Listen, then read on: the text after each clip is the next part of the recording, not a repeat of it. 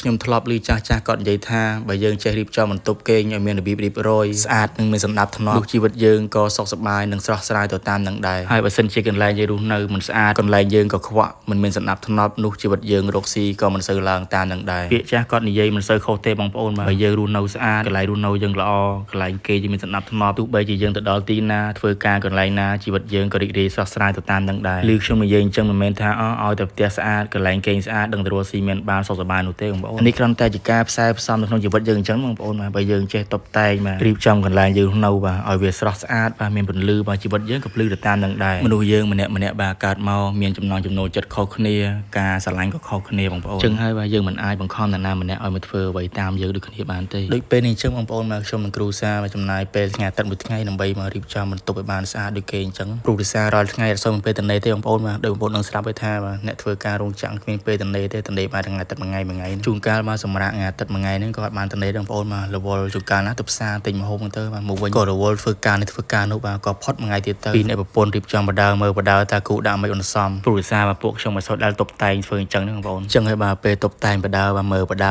តុបតែងបដាមើលបដាប្រៃខ្លាចមើលទៅវាអត់សមអញ្ចឹងណាបងប្អូនត្រង់នេះថាបាទមួយជីវិតខ្ញុំនេះបងប្អូនខ្ញុំស្រឡាញ់ផុតបាទគឺរុក្ខជាតិបាទខៀវដូចជាវល់ភ្នំឬផ្កាជាដើមអញ្ចឹងទៅដោយសារខ្ញុំគិតថាបាទពេលដែលខ្ញុំភ្ញាក់មកពីគេងពេលណាមកបាទពេលលើបានឃើញបាទធម្មជាតិទាំងអស់ហ្នឹងគឺមានអារម្មណ៍ថាស្រស់ស្រាយបាទធ្វើឲ្យខ្ញុំបាទមិនសូវមានបញ្ហា stress ក្នុងខួរក្បាលច្រើនអញ្ចឹងហើយបាទខ្ញុំនិងគ្រូសាក៏គិតថាមកចំណាយពេលថ្ងៃអាទិត្យមួយថ្ងៃបាទដើម្បីរៀបចំបន្ទប់ឲ្យបានស្អាតដូចគេហើយចំណែកឯការបាទតុបតែងបន្ទប់ក្នុងពេលនេះដែរបាទមិនមែនថាបាទខ្ញុំមើលតាម YouTube ឬមួយក៏ធ្វើតាមអ្នកណាទេបងប្អូនគឺខ្ញុំធ្វើនេះគឺការឆ្លាញ់ខ្លួនឯងគិតឃើញខ្លួនឯងស្វែងយល់ខ្លួនឯងមកកំណត់កាយឆ្នៃខ្លួនឯងបងប្អូនព្រោះដូចបងប្អូនបានឃើញដល់វីដេអូអញ្ចឹងបាទថាបាទខ្ញុំធ្វើបដាកាត់បដាធ្វើបដាកាត់បដាបាទគិតថាធ្វើមិនបានសមព្រោះអីបាទការតុបតែងនេះបាទយើងបានរៀនតាមគេទេឬមួយក៏មើលតាម YouTube TikTok អីទេបងប្អូនគិតឃើញភ្លាមរៀបចំភ្លាមតែម្ដងបងប្អូនបើសិនជាយើងតុបតែងមើលតាម YouTube បាទ TikTok អីទៅបាទមិនពិបាកទេបងប្អូនតែនេះយើងធ្វើបដាកាត់បដាខ្លួនឯងអញ្ចឹងវារៀងពិបាកតិចដែរពិបាកត្រង់ថាបាទគូដាក់មិនរៀបចំមិនដើម្បីមើលទៅស្អាតកុំឲ្យឃើញឆ្កងអញ្ចឹងទៅចំណែកឯគ្រឿងតុបតែងទាំងអស់ហ្នឹងវិញបងប្អូនហើយបាទដើររកពី3កន្លែងតម្រាំតែបានប៉ុណ្ណឹងទៅហាងនេះបានមុខទៅហាងនោះបានមុខបាទតម្រាំតែបានយកមកតុបតែងដូចបងប្អូនបានឃើញអញ្ចឹងបាទថាបាទមានដើមផ្កាបន្តិចដើមឈើបន្តិចវល់បន្តិចបាទយកមកផ្គុំចូលគ្នាតម្រាំចេញជារូបរាងបានប៉ុណ្ណឹងការតុបតែងមករៀបចំដេកូបន្ទប់ប៉ុណ្ណឹងបងប្អូនមិនមែនអស្ចារ្យបាទសម្រាប់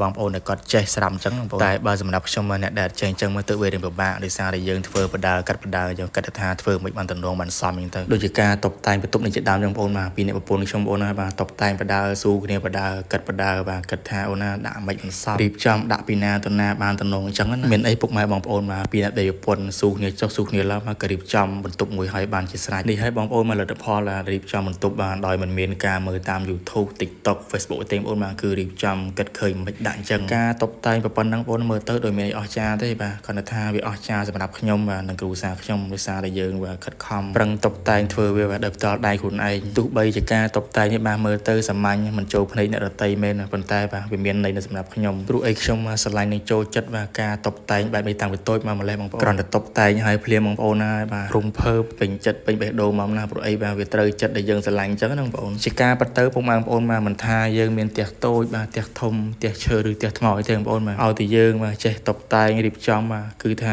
ដឹងស្រស់ស្អាតដូចគ្នាអញ្ចឹងបងប្អូនហើយបើកាលណាបន្ទប់គេងយើងស្អាតចឹងហើយបងប្អូនហើយបាទពេលយើងភ្ញាក់ពីគេងមកបាទមើលតែសភាពចឹងទៅបាទគឺមានអារម្មណ៍ថាស្រស់ស្រាយស្រឡាញ់គូក្បាលមកបងប្អូនវីដេអូខ្ញុំមានតែប៉ុណ្្នឹងទេបងប្អូនបាទអរគុណពុកម៉ែបងប្អូនមកសម្រាប់ការតាមដានទស្សនាតាមដានរហូតដល់ចប់បាទអរគុណ